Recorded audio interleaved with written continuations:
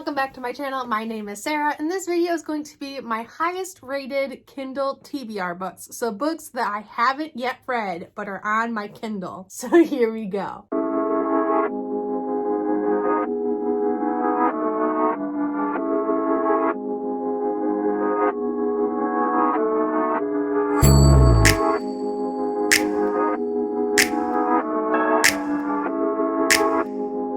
So for this, I have my Kindle. I have all my books on different shelves on Goodreads. They are like newly up to date, and that is fantastic. I have all of my physical TBR books on a physical TBR shelf, and then I have all my Kindle TBR books on my Kindle TBR shelf on Goodreads. So I'm just gonna go to my Kindle TBR, and then I'm gonna sort by average rating and high. Perfect. Oh, good. I don't want to start with the highest. Let's work up to that. So I'm skipping 2 because I don't think I'm ever going to read them, and I actually want to take them off my TBR. So coming in at number 5 is The High Crown Chronicles by Jodi Gallegos. Gallegos. It's a very pretty cover. I get most of my Kindle books from BookBub, which is usually free books, but cool. And so this book is When a Crown is at Stake, Blood Will Be Shed. The High Crown Chronicles is cinematic storytelling at its best, with stunning imagery, dynamic characters, and a slow burn romance. Ooh, okay. I have about 120 books on my Kindle TBR, so the fact that I don't remember ever getting this one is no surprise to me. Looks like it follows Mallory, who is bound by blood to ensure the High Crown is returned to her kingdom, be it the blood that runs through her veins or the blood spilled at her feet. Okay, so there's some sort of blood debt going on. That sucks. The eldest heir to the kingdom of Devonshire, Mallory is destined to be the first reigning queen in hundreds of years. Good for her. Blood debt, though, destined to reign. Cool. Though she'd prefer her days sparring in the courtyard or reading tales of long-forgotten gods rather than studying languages and royal lineage. Girl. Okay. Looks like there's a jealous younger brother. It looks like there's a rumor going around that leaves Mallory as a pawn in her father's plot to overthrow the new ruling king. She is forced to play this game or risk the life of her best friend, Esmond, a knight in the king's guard, betrayed by her family, sent away from her home, and denied her birthright. Mallory will navigate the courts of her new kingdom to protect it against any who threaten it, even her. Okay, I mean, I like a lot of political intrigue in my fantasies and my YA fantasies, in basically any fantasy. I love political intrigue. I just don't like political intrigue in my real life. So here we are. I'm really excited for this, and the fact that it's so highly rated is just a plus. And its average rating is a 4.29, which is pretty impressive for Goodreads. So the next book is coming in at number 4, and that is Chasing Echoes by Jodi Perkins.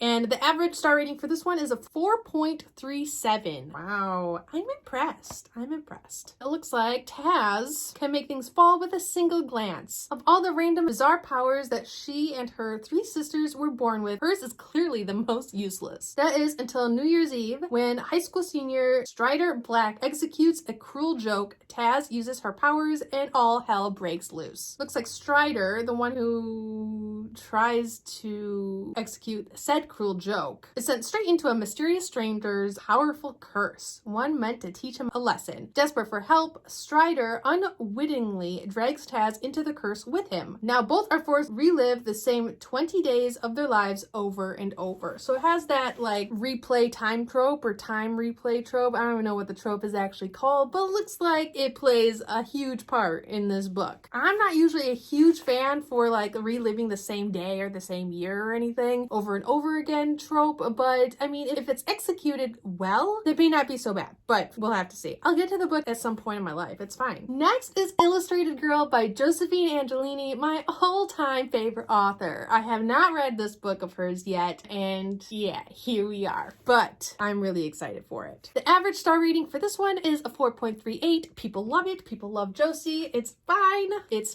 I love Josephine Angelini, and that's all that matters. Ever wish you could go into your favorite book? I sure do. And become one of the characters. You know, I'm not sure if I would want to become one of the characters. Maybe if I was like safely tucked in a fortified castle, maybe. But, you know, if I had powers, maybe it wouldn't be so bad. But if I'm just like a regular human being, I'm not sure if I would survive very long. Okay, anyways. Okay, Holly, for example, is living inside of a book. She says the spell and it brings her to Lucitopia. And she becomes Princess Pleasant exactly as she wished. But she gets there after Asphodel, the evil sorcerer, has won the war between good and evil. So she's living in a book or in a world or a world/book. How do you even like wrap your mind around that? She's living in a setting where the villain won. She's a princess in a world or a book where the villain won. And I find that really intriguing. And I feel like it could be really fun. Like, come on now. A good villain story is very hard to come by. So living in a world where the villain for sure won the war is unique in and of itself. The next two I am bunching together because they're part of the same series. Last night, I just caught up on my reread of the first 3 books. And so I have 2 books left and maybe a novella. Did I read both novellas? Are there 2 novellas?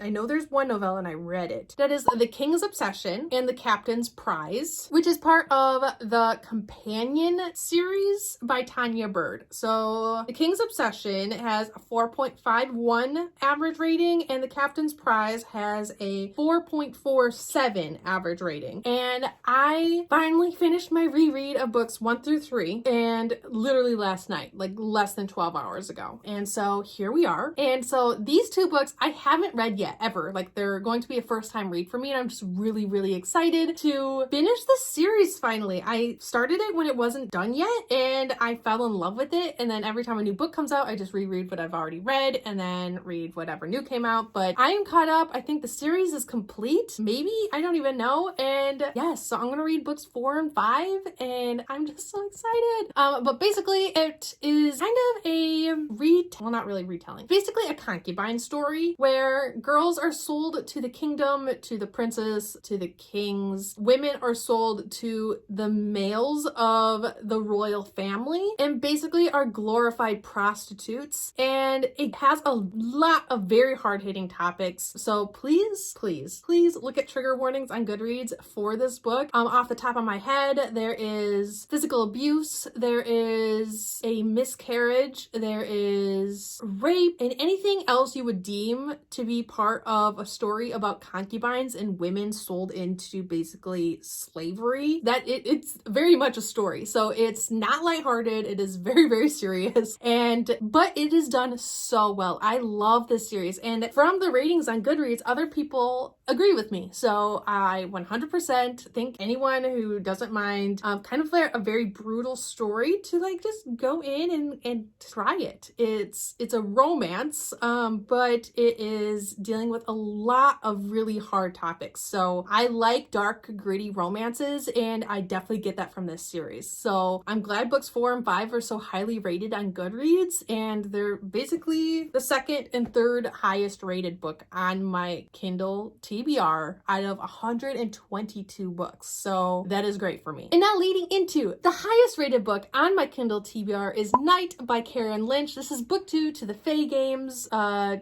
think it's gonna be a trilogy. It's Fae Games trilogy, number 1 with an average of 4.63. 4.63, fantastic. But in book 1, because this is book 2 and spoilers, but in book 1 it follows a girl, Jessie James, whose parents are bounty hunters in the human world. And in this human world, the Fae world and Fae creatures are slowly being integrated into the human realm, basically. So they are co-living in the human realm together. But the bounty hunters in this world are basically there to keep order, to keep the law, to keep the rules for the Faes and the Fae creatures who now live in the human realm. So when a Fae creature or anyone, Fae, the royalty or low Fae alike, break a rule or break a law, bounty hunters are sent out to get them and to bring them back to like this like government agency where they are either tried for their crimes or sent back to the Fae realm. So they break the rules, they're kicked out of the human realm, basically. Jessie James's parents go missing. They are some of the best bounty hunters in this book. And so when they go missing, Jessie James is like, what is going on? And so she kind of goes out on her own. She's like, I'm going to find my parents. I'm going to find out what happened to her parents. And she comes across basically this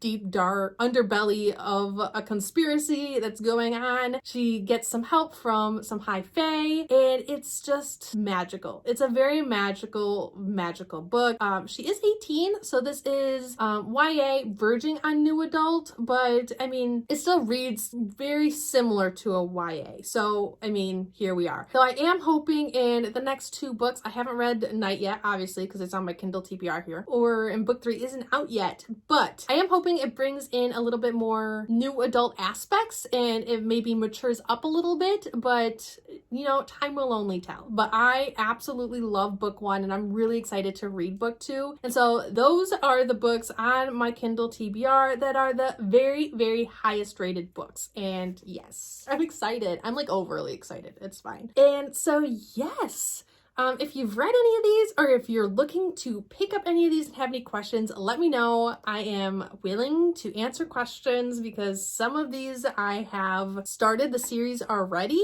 like with the companion series and the Fae Games trilogy. But that is it. I hope you enjoyed this video. Please like, comment, and subscribe down below if you haven't already, and I'll see you guys all next time. I love. Bye.